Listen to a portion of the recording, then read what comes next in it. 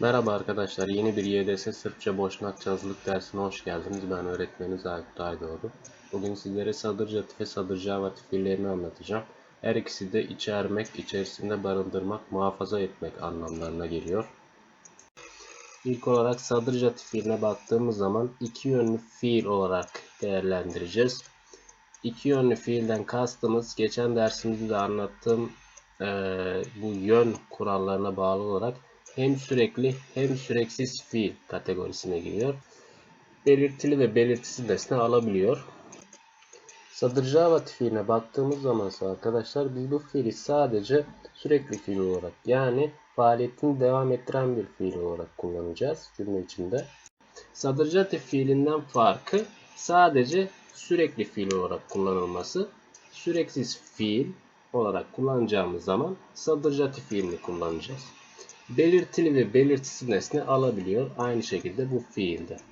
Şimdi her iki fiili cümle içinde nasıl kullanacağız ona bakalım. Arkadaşlar sınavda çokça gördüğümüz bu fiilleri sadırcim, sadırcış, sadırci, sadırcimo, sadırcite, sadırce şeklinde presente kullandığımızda bize Türkçe geniş zaman çekimlemesi verir. Birazdan nerede şimdiki zaman çekimlemesi vereceğini de anlatacağım.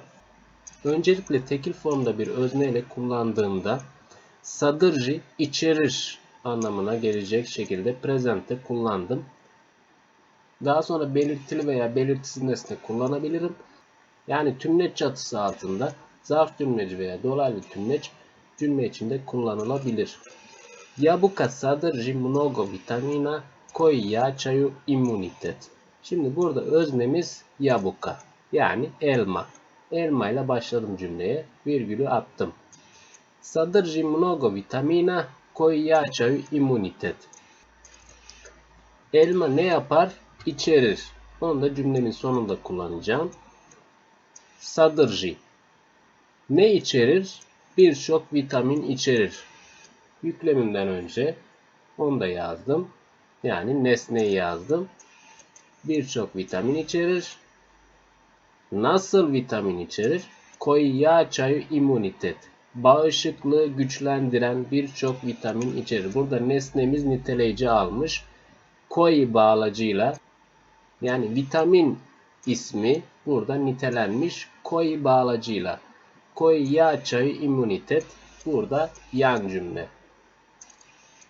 Bağışıklığı güçlendiren birçok vitamin içerir.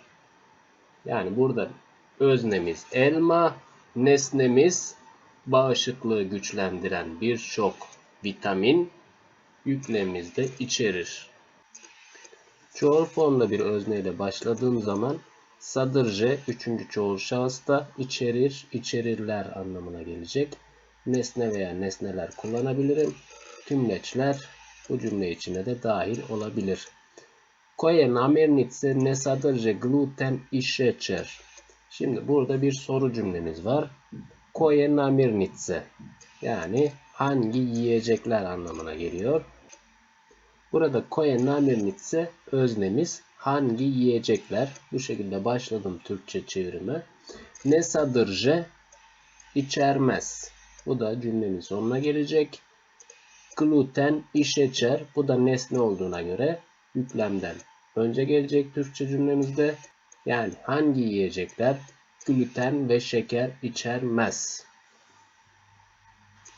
Şimdi ise sadırcavatif fiiline bakacağız. Dediğimiz gibi sürekli fiil olarak kullanılıyor. Belirtili ve belirtisiz nesne alabiliyor.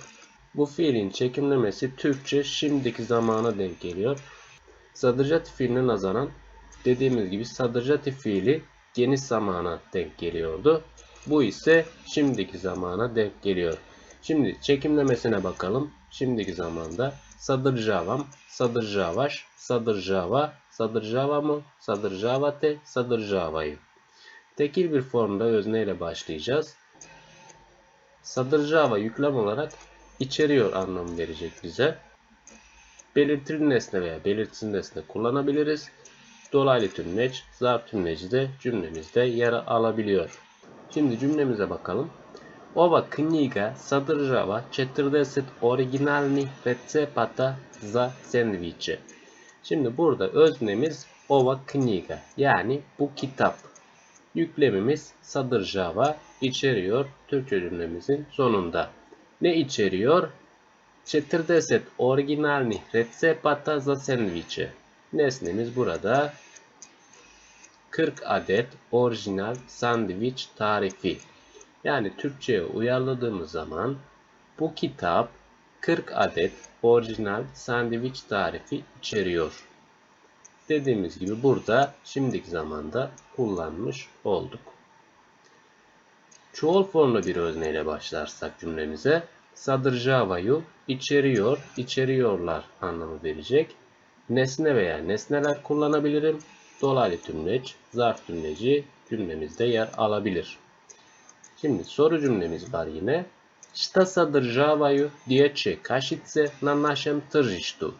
Burada soru cümlemiz šta ile başlamış, yani ne sorusu. Ne içeriyor ya da neler içeriyor Türkçe cümlemizin sonunda. Dječje kašice burada özne rolünde bebek mamaları. Ancak öznemiz burada dolaylı tümleç almış. Neredeki? Dječje kašice na našem tržištu. Piyasadaki bebek mamaları. Yani burada öznemizi dolaylı tümleçten ayıramayız. Aslında burada dolaylı tümleç niteleyici rolünde. Neredeki? Piyasadaki. Neredeki bebek mamaları? Piyasadaki bebek mamaları. Neler içeriyor? Evet arkadaşlar, bu dersimizde sadržat ve sadržava fiillerini öğrenmiş olduk. Türkçe ile karşılaştırdığımızda hangi cümlede geniş zaman, hangi cümlede şimdiki zaman kullanacağımızı artık biliyoruz. Sorularınız varsa yorum kısmında bana bildirebilirsiniz. Videoyu beğenip kanalıma abone olabilirsiniz. İlgilenen arkadaşlarınızla videoları paylaşarak onların da derslerden faydalanmasını sağlayabilirsiniz. Herkese kolaylıklar ve başarılar dilerim. Yeni bir videoda görüşünceye dek hoşça kalın.